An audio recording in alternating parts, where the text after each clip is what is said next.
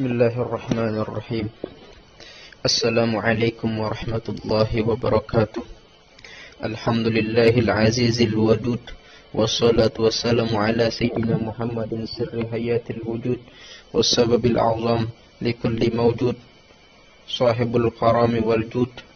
Wa sahibul syafa'atil uzma wa liwa'il hamdi aliyil asma'i wa maqamin mahmud. Wa ala alihi wa ashabihi ila yawmin maw'ud. Amma ba'du.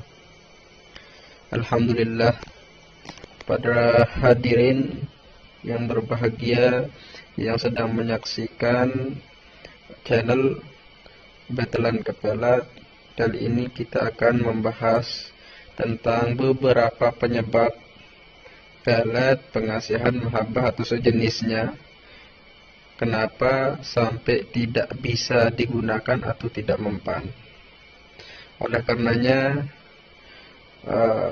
terlebih dahulu, agar lebih barokahnya, silahkan subscribe untuk mengambil ijazah daripada channel ini. Semoga bermanfaat di dunia wal akhirah. Amin ya rabbal alamin.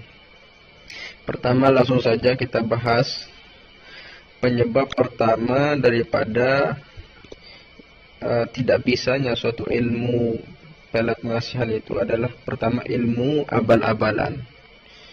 Bisa jadi dia mengambil di Google tanpa guru.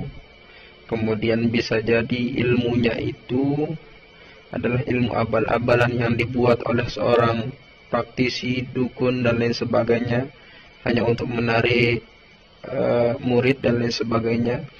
Tapi ilmunya itu adalah dia buat sendiri, sehingga ilmu tersebut, pelet tersebut tidak bisa digunakan sama sekali dan tidak ada efeknya sedikit pun.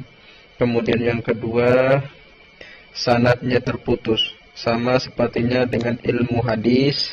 Ilmu hadis itu kalau sanadnya terputus, hadisnya diragukan, bahkan bisa jadi hadis itu nanti bisa menjadi hadis mungkar dan lain sebagainya, tergantung hadisnya nanti. Kemudian sanadnya apa, dengan yang dimaksud dengan sanadnya terputus, maksudnya ilmu tersebut terputus dari asal muasalnya. Misalkan antum itu mengambil suatu ilmu A di seseorang, tetapi seorang itu tidak pernah berguru kepada seorang guru. Nah, berarti sudah terputus satu sanad daripada keilmuan itu. Artinya kalau sanadnya nyambung, insya Allah ilmunya itu bisa digunakan dan bisa berfaedah. Artinya dari satu orang ke orang lain itu sampai kepada Rasulullah Shallallahu Alaihi Wasallam, atau penyusun daripada doa ilmu itu tidak terputus, masih nyambung. Kalau terputus maka akan terjadi permasalahan. Kemudian yang ketiga, terlalu berambisi. Apa maksudnya terlalu berambisi? Ini biasanya kalau ilmu pelet atau pengasihan atau mahabbah yang digunakan dari Al-Quran.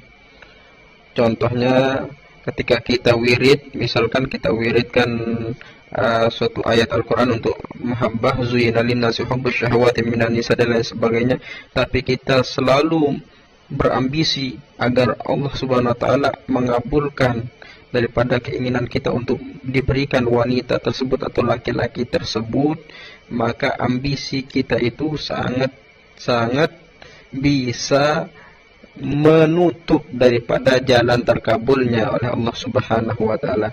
Jadi tetap fokus kepada makna-makna yang terkandung dalam ayat tersebut, atau tetap fokus kepada kekhusyuan kita kepada Allah Subhanahu wa taala. Kemudian yang keempat, pemilih ilmu tidak cocok. Maksudnya pemilih ilmu tidak cocok, misalkan ini biasanya digunakan pada ilmu yang ilmu itu biasanya mengandung khodam jin. Nah, khodam jin itu paling takut dengan orang-orang soleh, paling takut dengan orang-orang yang ahli wirid. Wiridnya pun harus nyambung kepada Rasulullah SAW melalui guru-guru sampai ke Rasulullah SAW. Nah, kalau orangnya ini nanti tidak disegani jin, kalau orangnya ini disegani jin, maka otomatis ilmu itu tidak akan bisa, karena tidak akan dapat bekerja, karena khodam pada ilmu itu takut dengan yang mengamalkan. Kemudian yang kelima, target terlalu kuat. Nah, targetnya biasanya ini kalau ilmu yang memakai khodam jin dan lain sebagainya itu, biasanya kalau targetnya itu suka zikir dengan zikir-zikir yang telah diijazahkan oleh para ulama yang menyambung sampai Rasulullah SAW, selalu berlindung kepada Allah SWT dengan wirid-wiridnya, maka sulit bagi kita untuk menembus target yang terlalu kuat ini. Nah, yang bisa menembus target yang seperti ini adalah harus dengan Al-Quran dan doa-doa dari Al-Hadis dan doa-doa dari para wali Allah. Biasanya ini bisa tembus. Kalau bentuk pelet seperti mantra dan lain sebagainya itu mungkin kurang, terlalu tepat untuk target yang terlalu kuat. Kemudian yang keenam, suka membatasi. Artinya ini biasa digunakan di dalam untuk menggunakan ayat Al-Quran. Kalau kita wiridkan suatu wirid untuk menarik hati perempuan itu, jangan kita membatas-batasi. Misalkan contohnya kalau perempuannya atau lakinya itu tidak bisa saya taklukkan dalam waktu seminggu, maka saya tidak akan mengamalkan wirid ini lagi. Maka membatas-batasi seperti itu seolah-olah kita membatasi Allah Subhanahu wa Ta'ala. Maka kita wiridkan saja sampai Allah Subhanahu wa Ta'ala mengabulkan apa yang kita pinta. Kemudian yang terakhir, waktunya kurang tepat. Maksudnya ada, misalkan dijelaskan di dalam kitab-kitab bahwa pelet ini atau pengasihan atau mahabbah ini digunakan dengan cara seperti ini, tetapi waktunya itu yang perlu diketahui.